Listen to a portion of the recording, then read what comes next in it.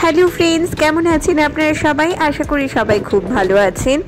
আপনারা তো অনেকেই জানেন আমরা চলে এসেছি বাঙালির স্বপ্নের শহর কুইন অফ হিল দার্জিলিং।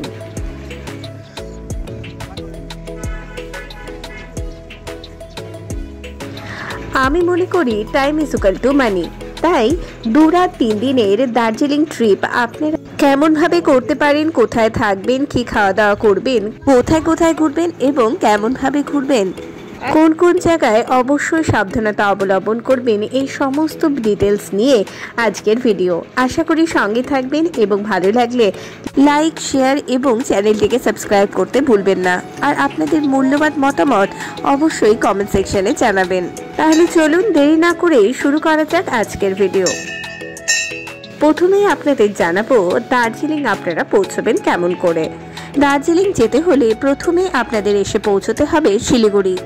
শিলিগুড়িতে বাই এয়ার এলে বাগডোগরা এয়ারপোর্ট, এবং যদি আপনি বাই বাস আসেন সেক্ষেত্রে বাস আপনাকে পৌঁছে দেবে তেনজিং নোরগে বাস স্ট্যান্ড, এবং বাই ট্রেন এলে শিলিগুড়ি এনজিপি স্টেশন বা শিলিগুড়ি জংশন পর্যন্ত প্রচুর ট্রেন পেয়ে যাবেন আপনি দেশের বিভিন্ন প্রান্ত থেকে। এবার শিলিগুড়িতে এসে পৌঁছলেন, তারপরে কি করবেন? বর্তমানে 4টি পদ্ধতি রয়েছে দার্জিলিংয়ে পৌঁছানোর। একটি বাস, দ্বিতীয়টি টয় ট্রেন, 3 নম্বর শেয়ার কার এবং রিজার্ভ কার। রিজার্ভ কার আপনি বাগডোগরা এয়ারপোর্ট, এনজিপি স্টেশন বা শিলিগুড়ি জংশন স্টেশনের বাইরেই পেয়ে যাবেন। রিজার্ভ কারের ভাড়া সিজন এবং কোন রুট দিয়ে আপনি যাবেন তার উপর ডিপেন্ড করে। 3 থেকে 4 হাজার টাকার মধ্যেই হয়ে যাওয়ার কথা। এবার আসি শেয়ার কারে। শেয়ার কার আপনি পেয়ে যাবেন শিলিগুড়ি এনজিপি স্টেশনের বাইরে এবং শিলিগুড়ি জংশন স্টেশনের বাইরে। এক্ষেত্রে বলে রাখি, শিলিগুড়ি এনজিপি স্টেশন থেকে যদি আপনি শেয়ার করেন বা রিজার্ভ করেন, তার থেকে কিন্তু শিলিগুড়ি জংশন স্টেশনের সামনে এই যে গাড়িগুলো দেখছেন এর ভাড়া বেশ কিছুটা কম পড়বে। তাই টোটো করে আপনি এনজিপি স্টেশন থেকে 20 থেকে 30 টাকা ভাড়ার বিনিময়ে চলে আসতেই পারেন শিলিগুড়ি জংশন স্টেশনের সামনে। এনজিপি স্টেশনে মোটামুটি গোটা দিন রাত সবসময়ই টোটো এবং অটো পাওয়া যায়। এছাড়া রিজার্ভ এবং শেয়ার কারগুলো যেগুলো রয়েছে সেগুলো মোটামুটি ভোর 5টা 5:30টার মধ্যে অ্যাভেলেবেল হয়ে যায়। শেয়ার কারের ভাড়া সিজন অনুযায়ী চেঞ্জ হয়, কিন্তু মোটামুটি 250 থেকে 300 টাকার মধ্যেই এর ভাড়া থাকে। এবার বলি বাসের কথা। বাসের ভাড়া অনলাইনে 110 টাকা এবং অফলাইনে 105 টাকা। অনলাইনে রেড বাস অ্যাপ থেকে আপনি বুক করতে পারেন টিকিট। এই ক্ষেত্রে সিট নাম্বারও দেওয়া থাকবে, কিন্তু একটা সমস্যা রয়েছে। সকাল 7টা এবং 7:30টার যে বাস দুটি রয়েছে এই দুটি ছাড়া অনলাইনে আর কোনো বাসের টিকিট পাওয়া যায় না। এখানে সরকারি বাস পরিষেবা শুরু হয় সকাল 6টার থেকে, এবং তেনজিং নোরগে বাস স্ট্যান্ড থেকে আপনাকে বাসে উঠতে হবে। বাস জার্নি নিয়ে ডিটেলস ভিডিও অলরেডি পাবলিশড হয়ে গেছে। বাসে জার্নির সমস্ত ভালো মন্দ নিয়ে এখানে ডিটেলসে আলোচনা করা রয়েছে। আমি ডেসক্রিপশন বক্সে লিংক দিয়ে দেব, অবশ্যই দেখে নেবেন। এবার আসি 4 নম্বর পদ্ধতি সম্পর্কে, টয় ট্রেন।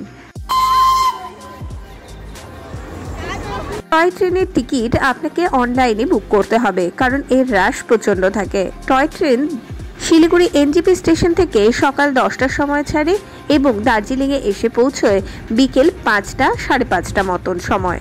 বাট এটা লেট বা ফাস্টও হতে পারে, ওয়েদারের ওপর অনেকটা ডিপেন্ড করে।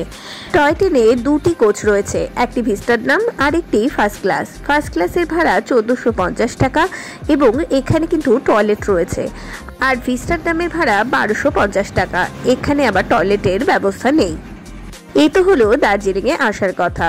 আর কিছু যদি জানার থাকে অবশ্যই কমেন্ট সেকশনে জানাবেন। এই ক্ষেত্রে আরেকটি কথা জানিয়ে দিই, বাস স্ট্যান্ড পর্যন্ত যাবে, টয় ট্রেনও স্টেশন পর্যন্ত যাবে। আর শিলিগুড়ি এনজিপি বা শিলিগুড়ি জংশন স্টেশন থেকে গাড়ি ভাড়া করে দার্জিলিংয়ে আসেন, সেটা কিন্তু আপনার হোটেল পর্যন্ত পৌঁছবে না। এটা একমাত্র আপনি হোটেল থেকে যদি গাড়ি বুক করেন সেটাই আপনাকে হোটেল পর্যন্ত পৌঁছে দেবে, সেই ক্ষেত্রে ভাড়াটা একটু বেশি নেবে।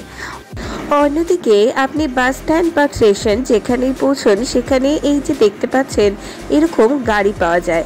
এই গাড়িগুলো ভাড়া করে আপনি পৌঁছে যেতে পারেন আপনার হোটেল। এই ক্ষেত্রে গাড়ি ভাড়া 200 থেকে 300 টাকার মতন লাগে। এবার বলি, দার্জিলিং এসে তো পৌঁছলেন, থাকবেন কোথায়? দার্জিলিংয়ে মেনলি 3টি জায়গায় হোটেল পাওয়া যায়। প্রথমত ম্যালের আশেপাশে, দ্বিতীয়ত গান্ধী রোডের ওখানে, আর তৃতীয়ত দার্জিলিং স্টেশনের আশেপাশে। এর মধ্যে দার্জিলিং ম্যালের আশেপাশে যে সমস্ত হোটেল রয়েছে তার ভাড়া কিন্তু সবচেয়ে বেশি এবং ডিমান্ডও সবচেয়ে বেশি। আমরা যে হোটেলটিতে ছিলাম সেটা দার্জিলিং ম্যাল থেকে 1 মিনিটের ডিস্টেন্সে। দার্জিলিংয়ে ম্যালের আশপাশের হোটেলগুলোর ভাড়া মোটামুটি 1.5 থেকে 6-7 হাজার টাকা পর্যন্ত রয়েছে। এখন আপনি কোন হোটেলে থাকবেন তার উপর ডিপেন্ড করবে। গান্ধী রোডের ওই সাইডে যে সমস্ত হোটেল রয়েছে সেগুলোর ভাড়া অবশ্য একটু কম, কিন্তু আপনাকে বেশ কিছুটা হেঁটে ম্যালে পৌঁছতে হবে। এবং গান্ধী রোডের হোটেলগুলোর ভাড়া মোটামুটি 1.5 থেকে 2-3 হাজার টাকার মধ্যে। আর সবচেয়ে কম ভাড়া থাকে দার্জিলিং স্টেশনের আশপাশে হোটেলগুলোতে। সেখানে খাওয়া দাওয়া নিয়ে 1000 থেকে 600 টাকার মধ্যে আপনি রুম পেয়ে যাবেন, বাট সে হোটেলগুলোর কিন্তু মান বিশেষ একটা ভালো নয়। থাকা তো হলো, এবার খাওয়া দাওয়ার কথায় আসা যাক। দার্জিলিংয়ে খাওয়া দাওয়ার জন্য প্রচুর বাঙালি হোটেল আপনি পেয়ে যাবেন। কয়েকটি থাকার হোটেলের সঙ্গে খাবারের ব্যবস্থা রয়েছে। এছাড়া সন্ধে হতে হতে মলের আশেপাশে প্রচুর চাইনিজ ফুডের স্টল বসে যায়, চাইলে ডিনারটা ওদের সঙ্গেই করে নিতে পারেন। এছাড়া ক্ল্যাভেন্ডার, গিনারিস আরও বড় বড় বিভিন্ন রেস্টুরেন্ট তো রয়েছে। থাকা খাওয়া শব্দ হলো, চলুন এবার জানানো যাক 2 রাত 3 দিন দার্জিলিংয়ে আপনি ঠিক কেমনভাবে কাটাবেন এবং আপনার ট্যুর প্ল্যানটা কী হবে। ডে 1-এ যে কোনো একটি পদ্ধতিতে আপনি এসে পৌঁছলেন দার্জিলিং। দার্জিলিংয়ে এসে হোটেলে একটু ফ্রেশ হয়ে খাওয়া দাওয়া সেরে একটু রেস্ট নিয়ে নিন। তারপর বেরিয়ে পড়ুন প্রধানত 2টি কাজ নিয়ে। প্রথম, মহাকাল মন্দির দর্শন, দ্বিতীয়, গাড়ি ঠিক করে আসতে হবে পরের দিনের জন্য। মহাকাল মন্দিরটি একেবারে পাহাড়ের মাথায় তৈরি, সেহেতু বেশ অনেকটা চড়াই আপনাকে উঠতে হবে। পায়ের সমস্যা থাকলে এখানে না যাওয়াই ভালো। এখানে মহাকাল দেব তো রয়েছেন, তার সঙ্গে মা দুর্গা, হনুমান আরও বিভিন্ন দেবদেবীর মন্দিরও রয়েছে। লোকাল লোকেদের কাছে শুনলাম এই মন্দিরটি এখানকার সাধারণ লোকেদের কাছে বেশ জাগ্রত এবং এখানকার শান্তশিগ্ন পরিবেশ আপনার সত্যি ভালো লাগবে। এই মন্দিরে ওঠা নামা, মন্দির প্রদক্ষিণ এই সমস্ত কিছু নিয়ে আপনার 2 থেকে 2.5 ঘন্টায় ইজিলি কেটে যাবে। এরপরে আপনি সেরে নিতেই পারেন মার্কেটিংও। মহাকাল মন্দিরের নিচেই বসে মহাকাল মার্কেট। মার্কেট নিয়ে ডিটেলস আমি পরে ভিডিওতে জানাবো, বাট এই কথা বলে রাখতে পারি, মহাকাল মার্কেটের জিনিসপত্রের দাম কিন্তু ম্যাল মার্কেটের তুলনায় কম হয়। ভ্যারাইটি যদিও ম্যাল মার্কেটে বেশি থাকে।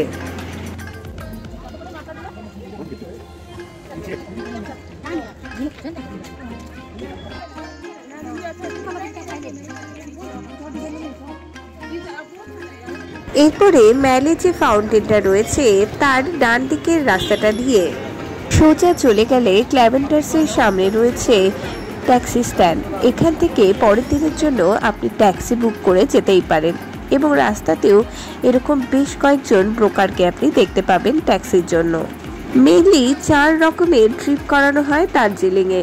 প্রথমটি 3 পয়েন্ট, সেকেন্ডটি 7 পয়েন্ট, থার্ডটি রক গার্ডেন এবং 4টি মিক্স পয়েন্ট। মিক্স পয়েন্টে মেনলি 3 পয়েন্ট এবং 7 পয়েন্টের মিক্স করা থাকে। আমার মতে মিক্স পয়েন্ট করাটাই বুদ্ধিমানের কাজ। 2.5 থেকে 3 হাজার টাকা গাড়ি ভাড়া লাগে এই পয়েন্টগুলো করতে। পরে ডিটেলস ভিডিওতে আমি আরও ডিটেলসে আপনাদের জানাবো। এই সব কিছুর মাঝে দার্জিলিং ম্যালে বসে দার্জিলিং চায়ে চুমুক দিতে কিন্তু একদম ভুলবেন না এবং চাইলে রাতের ডিনারটিও সেরে নিতে পারেন এখানেই। প্রচুর চাইনিজ ফুডের স্টল বসে গ্রিনারিসের রাস্তা এবং আস্তাবলের রাস্তার এখানে, এবং চাইলে কিছু মার্কেটিংও করে নিতে পারেন। পরের দিন সকালবেলা হতেই চলে যেতে পারেন 3 পয়েন্ট দর্শনে, অর্থাৎ টাইগার হিল, ঘুম মনেস্ট্রি এবং বাতাসিয়া লুপ। আমরা যখন গেছিলাম ওয়েদার মেঘলা ছিল, সেই জন্য আমরা টাইগার হিলে যাইনি। পরের দিন সকাল সকাল উঠে আমরা চলে যাই মর্নিং ওয়াকে। দার্জিলিংয়ে এলে মর্নিং ওয়াক কিন্তু মাস্ট। সকালে মেলে এই শান্তস্নিগ্ধ পরিবেশ, সূর্যোদয় এবং তার সাথে দার্জিলিং টিয়ে চুমুক, অসাধারণ এক অনুভূতি। আমরা সকাল সকাল স্নান ধান করে রেডি, এখন হচ্ছে রওনা হবো 10 সাইট সিনের জন্য। এই 10 সাইট সিন কি বা কি না এটা পরে জানাচ্ছি, এখন রওনা হবো। আপনি যদি মিক্স পয়েন্ট করেন সেই ক্ষেত্রে আপনাকে কিন্তু একটু সকাল সকাল রওনা হতে হবে। মিনিমাম 7টার মধ্যে তো আপনাকে বেরোতেই হবে, কারণ রোপওয়ের লাইন ভোর 6টার থেকে শুরু হয়ে যায়। সেই ক্ষেত্রে টিকিট পাওয়ার সম্ভাবনা কম হয়। প্রথমেই আপনি চলে যান রোপওয়েতে লাইন দেবার জন্য। এই ক্ষেত্রে বলে রাখি, আপনি যদি 3 পয়েন্ট নিয়ে থাকেন তাহলে টাইগার হিল দেখে সোজাসুজি চলে আসুন রোপওয়েতে। রোপওয়ের টিকিট কিন্তু লিমিটেড এবং অনেকেই টাইগার হিল দেখে ডাইরেক্ট চলে আসে রোপওয়ে লাইন দিতে ভোর 6টার থেকে। সেহেতু আপনি যত তাড়াতাড়ি এখানে এসে পৌঁছতে পারবেন, আপনার রোপওয়েতে ওঠার সম্ভাবনা ততটাই বাড়বে। রোপওয়ের সামনে পৌঁছতে পৌঁছতে আমাদের 8:30 9টা হয়ে গেছিল। সেহেতু লাইনটা দেখতেই পাচ্ছেন, আলটিমেট আমরা টিকিট পাইনি, ফেরত আসতে হয়েছিল আমাদের। আর রোপওয়েতে উঠতে বেশ অনেকটা টাইম লাগে, সেহেতু ড্রাইভার আপনাকে কিন্তু এই কথাটি বলবে না, আপনাকে নিজের থেকেই ইনিশিয়েটিভ নিতে হবে। আলটিমেট ভারাক্রান্ত মন নিয়ে আমরা চলে আসি পিস প্যাগোডা এবং জাপানিজ টেম্পল দেখতে। পিস প্যাগোডা জায়গাটি সত্যি অসাধারণ। সকাল সকাল এখানে এসে আপনার মন মুগ্ধ হয়ে উঠবে। তিবেলি বৌদ্ধ স্তূপ, এখানে বুদ্ধদেবের জীবন কাহিনী খোদাই করা রয়েছে। জায়গাটি সত্যি সুন্দর।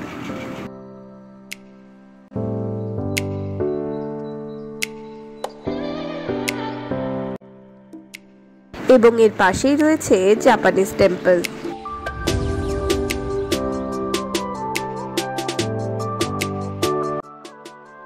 কিভাবে এই টেম্পলটি তৈরি হয়েছে তারই ইতিহাস খোদাই করা রয়েছে এই টেম্পলটির প্রতিটি দেওয়ালে, এবং এটি ওনাদের উপাসনা করার জায়গা।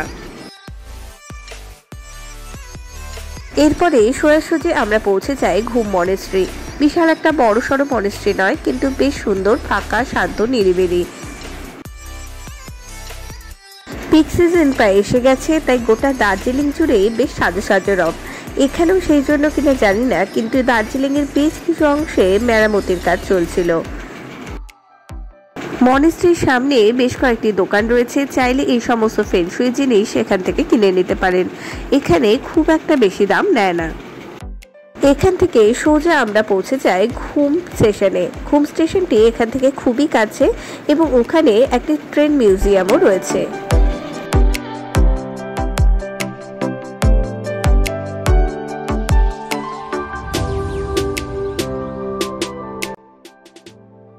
ঘুম মিউজিয়ামে কিছুক্ষণ ঘোরাঘুরি করে সোজা চলে আসি বাতাসিয়া লুপ। বাতাসিয়া লুপ জায়গাটি যে অদ্ভুত সুন্দর সেটা আর বলার অপেক্ষা রাখে না। এখানে বেশ অনেকটা টাইম আমরা কাটিয়েছি। সঙ্গে পড়েছিলাম এখানকার স্থানীয় ড্রেসও।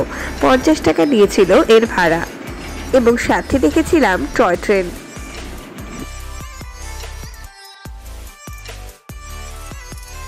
ওখান থেকে সোজা চলে আসি আমরা টি গার্ডেন দেখতে। এখানে এসে দেখি ফটো তোলার হিড়িক চলছে। পাহাড়ের গা বেয়ে ধাপে ধাপে নেমে গেছে চা বাগান, এবং তারই মাঝে ফটো তুলছে সবাই। টি গার্ডেন দেখে চা খেয়ে আমরা সোজা চলে আসি তেনজিং রকে। আদৃশকে ট্রেকিং করানোর ইচ্ছে ছিল। ওই দেখুন, আদৃশ মহারাজ ক্লাইম্বিং করছে অনেক কষ্টে। আদৃশের দেখা দেখি শঙ্খদীপও ক্লাইম্বিং করেছিল, এবং এর টিকিট মূল্য 100 টাকা করে। সমস্ত করতে করতে বেলা 2টো বেজে গেছিল, তাই চিড়িয়াখানার সামনের একটি হোটেল থেকে আমরা লাঞ্চ সেরে নিলাম। এরপর সোজা চলে যাই চিড়িয়াখানায়। সেখানে বাঘ, সিংহ সবাই অপেক্ষা করছিল। যে এখন স্ক্রিনে যে অংশটি দেখতে পাচ্ছেন, এটা দার্জিলিং জু এর টিকিট কাউন্টার। এখানে টিকিট কেটে ভেতরে ঢুকতে হয়, এবং অন্যান্য জু এর মতো এখানেও বাঘ, বিভিন্ন রকমের পশু পাখি তো রয়েছে, তার সঙ্গে যেটা স্পেশাল রয়েছে সেটা রেড পান্ডা। এখন স্ক্রিনে যাকে দেখছেন ইনি হলেন সেই স্পেশাল রেড পান্ডা। দার্জিলিং জু এর ভেতরে কিন্তু আরেকটি ট্যুরিস্ট স্পটও রয়েছে, সেটা হলো হিমালয়ান মাউন্টেনিয়ারিং ইনস্টিটিউট। এখানে মাউন্টেনিয়ারিং করার বিভিন্ন জিনিসপত্র তো রয়েছে, তার সঙ্গে এভারেস্ট জয়ী বিভিন্ন যাত্রীদের পোশাক এবং তাদের ব্যবহার্য জিনিসপত্র রক্ষণাবেক্ষণ করা রয়েছে। এছাড়াও অ্যাডভেঞ্চার প্রেমীদের জন্য এই একটি দারুণ জিনিস রয়েছে, অনেক কিছুর কম্বো। এটি 200 টাকা করে টিকিট অ্যাড্রেস করেছিল, দারুণ মজা পেয়েছে।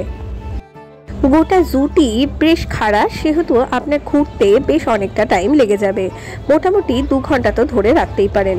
সবকিছু শেষে ফিরে আসুন আবার ম্যালে। এবং এই দিন বিকেলবেলা খেয়ে নিতেই পারেন গেনারিসে। আমরা খেয়েছিলাম গেনারিসে। ব্রেডের আইটেমগুলো কিন্তু সত্যিই দারুণ। এই সকাল থেকে জার্নির পর বিকেল থেকে কিন্তু শরীরটা ছেড়ে দেবে। বিকেলবেলা একটু রেস্ট নিয়ে চলে আসুন আবার ম্যালে। চাইলে মার্কেট থেকে একটু কেনাকাটাও করে নিতে পারেন। এবার আসি থার্ড ডেতে। থার্ড ডে শিলিগুড়িতে ফেরার পালা। আগের দিন যদি টাইগার হিল না দেখা হয়ে থাকে, চাইলে এই দিন টাইগার হিলটা দেখে নিতে পারেন। যদি ওয়েদার ক্লিয়ার থাকে তাহলেই যাবেন, না হলে গিয়ে কিন্তু কোনো লাভ নেই। আরেকটি কাজও আপনি করতে পারেন, আপনার ট্রেন যদি রাতের বেলা হয় তাহলে রক গার্ডেনের ট্রিপটাও করে নিতে পারেন। আরেকটি যেটা করা যায়, যেটা আমরা করেছিলাম, মিরিক হয়ে শিলিগুড়িতে পৌঁছেছিলাম। এটা কিন্তু একটা দারুণ পথ। দার্জিলিংয়ে আসলে এই ট্রিপটা একদম মিস করবেন না, আমি রেকমেন্ড করছি। আমি উত্তরবঙ্গবাসী, আমি চা বাগান এবং পাহাড় প্রচুর দেখেছি, বাট এই পথটি দেখে প্রত্যেকে আমরা মুগ্ধ হয়ে গেছি। অদ্ভুত সুন্দর গোটা রাস্তাটি, এবং তার সঙ্গে 10টি পয়েন্টও রয়েছে। দার্জিলিং থেকে নামার পথে প্রথমেই যে পয়েন্টটি পড়বে সেটা হলো লেপচা জগৎ। ঝাউবনে ঘেরা আলো আধারিতে মেশা এক মায়াবী জগৎ, এটি সত্যি অসাধারণ। এর পরের পয়েন্টটি হচ্ছে সীমানা। এটি নেপাল এবং ইন্ডিয়ার সীমানা। দূরে যে পাহাড়টি দেখছেন এটি নেপাল, এবং মাঝখানে যে নদীটি বয়ে গেছে এটি সীমানা নেপাল এবং ইন্ডিয়ার। এখান থেকে নাকি দারুণ সুন্দর কাঞ্চনজঙ্ঘা দেখা যায়, বাট আমাদের ব্যাড লাক, আকাশ মেঘ করে রয়েছে এবং কুয়াশা চারিদিক ভরপুর। এখানে খাওয়ার দাওয়ারের দোকান এবং বিভিন্ন ফেনসুই জিনিসপত্র, সঙ্গে সোয়েটারের দোকানও রয়েছে, চাইলে এখান থেকেও কেনাকাটা করতে পারেন। এবার ঝাউবনের মাঝখান দিয়ে আপনাকে আরো একটু এগিয়ে যেতে হবে। এবার আপনি এসে পৌঁছবেন পশুপতি মার্কেটের কাছে। এখানে একটি ছোট মার্কেট রয়েছে এবং এটি একটি নেপাল বর্ডার। হেঁটে হেঁটে আপনি একবার নেপালে ঘুরেই আসতে পারেন। সাথে গাড়ি ভাড়া করে পশুপতি মার্কেট বলে ভেতরে একটি মার্কেট রয়েছে এবং মন্দিরও রয়েছে, সেখানেও ঘুরে আসতে পারেন। এই দেখুন, শঙ্খদেব ইন্ডিয়া থেকে নেপালে এলো। আমরা এসছি এখন গোপালধারা টি স্টেট। অদ্ভুত সুন্দর পুরা টি স্টেট। এবার আমরা মোটামুটি চলে এসেছি মিরিকের কাছাকাছি। এটি গোপালধারা টি স্টেট। অদ্ভুত সুন্দর এই চা বাগানটি, চারিদিকে ঝাউবন এবং তার মাঝখানে পাহাড় ভর্তি চা বাগান। এখানে বেশ কয়েকটি হোমস্টে রয়েছে। আমরা একবার এসে এখানে ছিলাম, আমি ডিসক্রিপশন বক্সে লিঙ্ক দিয়ে দেবো, চাইলে দেখে নিতে পারেন। আমরা দার্জিলিং থেকে সকাল 10টার সময় রওনা হয়েছিলাম এবং গোপালধারা পৌঁছতে পৌঁছতে 2টো বেজে গেছিল, তাই এখান থেকে খাওয়া দাওয়া করে নিলাম। আপনারা চাইলে মিরিক থেকেও খাওয়া দাওয়া করতে পারেন, ওখানে কিন্তু প্রচুর দোকান রয়েছে খাওয়া দাওয়ার।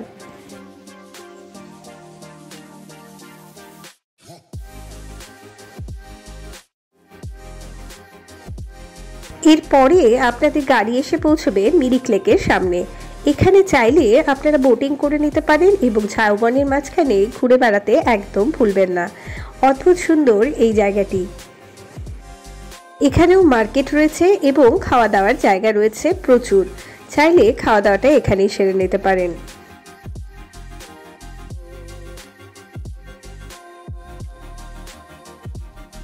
এরপরে শিলিগুড়িতে যাওয়ার রাস্তাতেই পড়বে টিগলিং ভিউ পয়েন্ট। এটি একটি অদ্ভুত জায়গা, চাইলে এখানে বসে একটু চাও খেয়ে নিতে পারেন, খুব সুন্দর লাগবে এখানকার দৃশ্যটি। এই সবকটি পয়েন্ট ঘুরে আপনি শিলিগুড়িতে পৌঁছতে মোটামুটি 6 থেকে 7 ঘন্টা লাগবে। এই হিসাব করেই রওনা হবেন দার্জিলিং থেকে। ওকে বাই, আজকের ভিডিও এখানেই শেষ করছি। আশা করি ভালো লেগেছে, আর ভালো লাগলে লাইক কমেন্ট শেয়ার করতে একদম ভুলবেন না, আর প্লিজ সাবস্ক্রাইব করে দেবেন চ্যানেলটিকে।